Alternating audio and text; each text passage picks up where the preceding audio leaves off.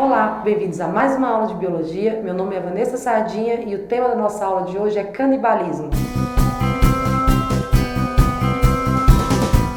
O canibalismo é uma relação ecológica conhecida por todos. Entretanto, muitos acham que ela não é comum no reino animal.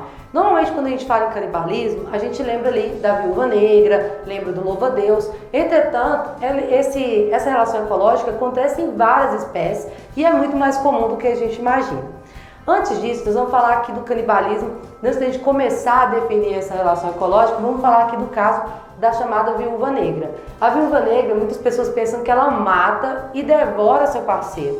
Só que isso é uma lenda. Na realidade, o parceiro morre em decorrência de ficar preso no momento da cópula, suas partes genitais elas ficam presas e vamos dizer assim que elas se quebram. Então ele perde a hemolinfa e acaba morrendo. Quando ele morre, ele é então digerido pela fêmea. Então ela não mata e come esse animal, correto? Então é um caso conhecido como canibalismo aí, mas é uma dinâmica um pouco diferente.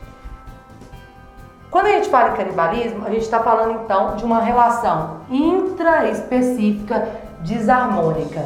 Como assim intraespecífica desarmônica? Intraespecífica porque ocorre entre organismos de uma mesma espécie e desarmônica porque alguém é prejudicado. Então quem morreu aí, ele foi prejudicado na relação, ele não obteve benefício dessa interação. Então a gente diz que ela é uma relação desarmônica. Esse comportamento é relativamente normal, normalmente no momento de falta de alimento, então entre espécies ali que estão passando por uma crise alimentar, está faltando recurso, então normalmente esse canibalismo ocorre ali, normalmente desencadeado por quê? Por fatores que a gente diz de fatores estressantes. Entretanto, isso não é um consenso aí entre todas as espécies. Vamos ver alguns importantes casos de canibalismo. Primeiro vamos falar aqui, que a gente tem um tipo específico de canibalismo chamado de adelfofagia. Esse canibalismo ele ocorre entre irmãos, então normalmente o irmão ali mais forte do grupo, ele se alimenta dos fraquinhos. A gente vai ver agora falando do caso do tubarão. E temos ainda o chamado heterocanibalismo.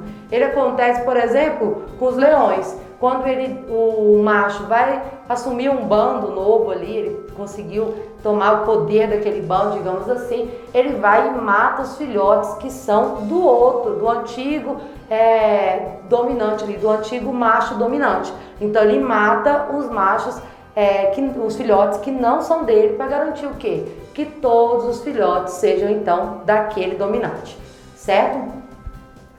Um exemplo mais conhecido de canibalismo é o chamado canibalismo sexual. Ele ocorre antes ou após o momento da fecundação. Então, nesse processo, normalmente a fêmea, depois da cópula, vai e mata o macho e se alimenta dele. Por que ela faz isso? Essa alimentação, ela vai garantir ali o desenvolvimento dos ovos. Então, ela vai adquirir ali proteínas essenciais para formar os ovos.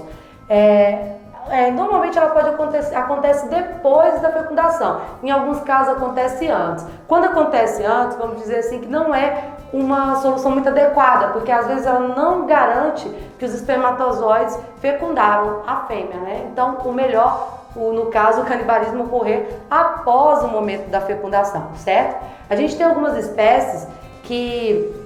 Então, pensa aí, a fêmea ela está tentando cuidar dos seus ovos, certo? Então, algumas espécies ela faz esse canibalismo de uma maneira diferente, tudo procurando como que a gente vai dizer, beneficiar o filhote. Uma espécie de aranha conhecida como Amaurobius ferox, ela faz o quê? Ela vai, tem os filhotinhos, ela vai produzir ovos que não foram fecundados, que vão servir para a alimentação dele ali. Esses filhotes, depois da primeira muda, eles não vão conseguir mais esse alimento, esses ovos não vão sustentar aqueles filhotinhos mais. Então essa fêmea, essa aranha, ela vai, bate na teia, atraindo os filhotes, e os filhotes pulam nela ferozmente e se alimentam. Então é um caso de canibalismo onde os filhotes vão comer a mãe viva. Então ela faz o que ali? Ela oferece o corpo para garantir o que? O sucesso dos seus filhotes, para os filhotes crescerem da maneira adequada, conseguir ali os nutrientes que eles precisam.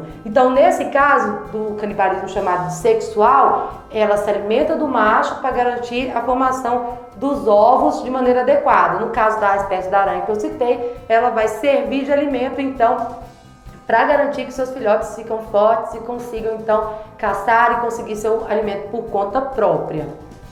Outro caso de canibalismo comum é o que ocorre nos chamados tubarão-mangona.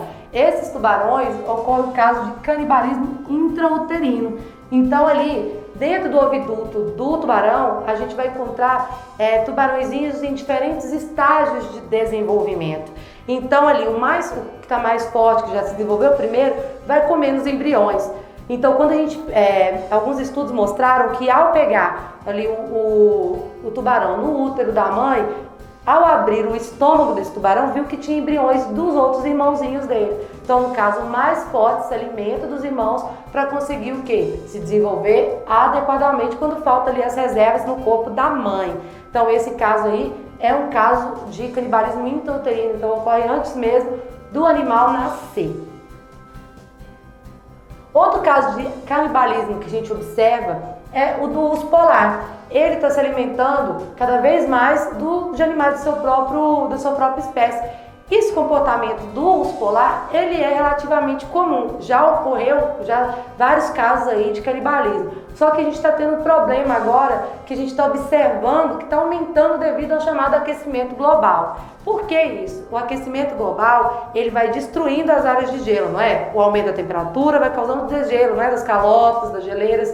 Então, com esse degelo, o urso polar não consegue ali capturar o seu alimento. Normalmente, ele captura focas e outros animais que sobem à superfície para respirar entre as falhinhas no gelo. Então, ele consegue ali e captura esse animal. Só porque agora ele não tem tanto gelo assim disponível e acaba dificultando, então, a captura desse animal. Qual que é a solução? O canibalismo. Então, observou-se um aumento crescente dessa relação ecológica nesses animais devido a essas variações climáticas.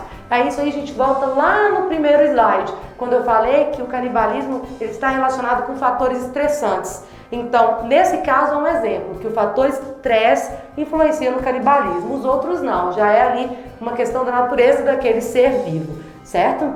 Então, hoje a gente viu um pouco sobre o canibalismo, uma relação ecológica intraespecífica, desarmônica, muito mais comum nas espécies do que a gente imagina. Então essa foi a nossa aula de hoje, espero que tenham gostado e não se esqueçam de curtir, compartilhar e se inscrever no nosso canal. Qualquer dúvida é só acessar os links que estão aqui na descrição do nosso vídeo. Até a próxima!